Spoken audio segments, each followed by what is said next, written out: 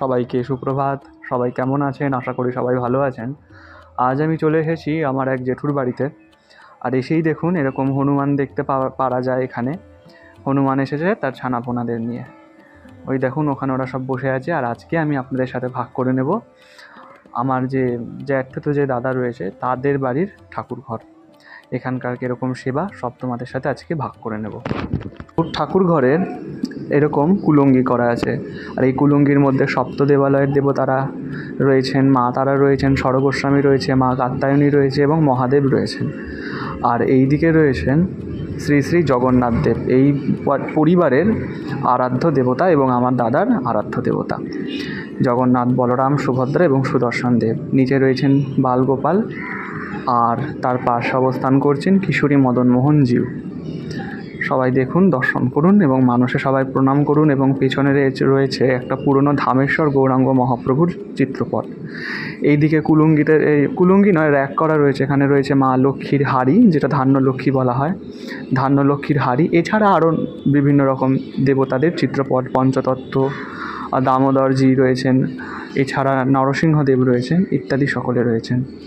এরপরে আমি এক এক করে আমার যে নারায়ণরা রয়েছে, দাদার নারায়ণ, আমার যে নারায়ণ রয়েছে তাদেরকে আমি স্নান করিয়ে নিচ্ছি।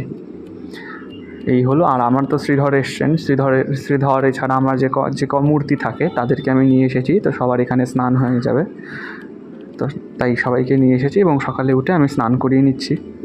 এরপরে আস্তে আস্তে তুলসী অর্চন সারবো, চন্দন দিয়ে শৃঙ্গারাদি হবে। তারপরে সবাইকে আস্তে আস্তে ফুল দেওয়া হবে চিত্রপটেদেরকে। দেখুন এখানে সুন্দর করে ফুল দেওয়া হয়েছে। এই মা তারার চিত্রপটটি অনেক পুরনো। আর এদিকে দর্শন করুন শ্রী শ্রী কিশোরী মদন মোহন ঠাকুর।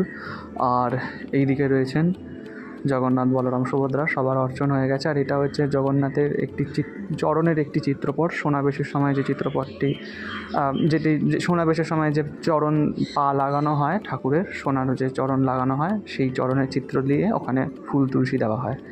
এখানেই দেখুন আমার শ্রীধর রয়েছে, মা লক্ষ্মী রয়েছে, পেছনে রয়েছে ধান্য লক্ষ্মীর হাড়ি।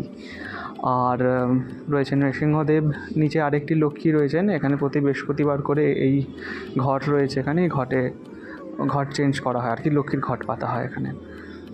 সকলে দর্শন করুন। নিচে গুরুবর্গরা রয়েছেন এবং পুরনো কিছু লক্ষ্মী সরস্বতীর কিছু মূর্তি রয়েছে, বাবা লোকনাথ রয়েছে, ইত্যাদি দেবতারা রয়েছে। তো আপনাদের কীরকম লাগলো কমেন্ট অবশ্যই জানাবেন। সবাই ভালো থাকবেন, সুস্থ থাকবেন।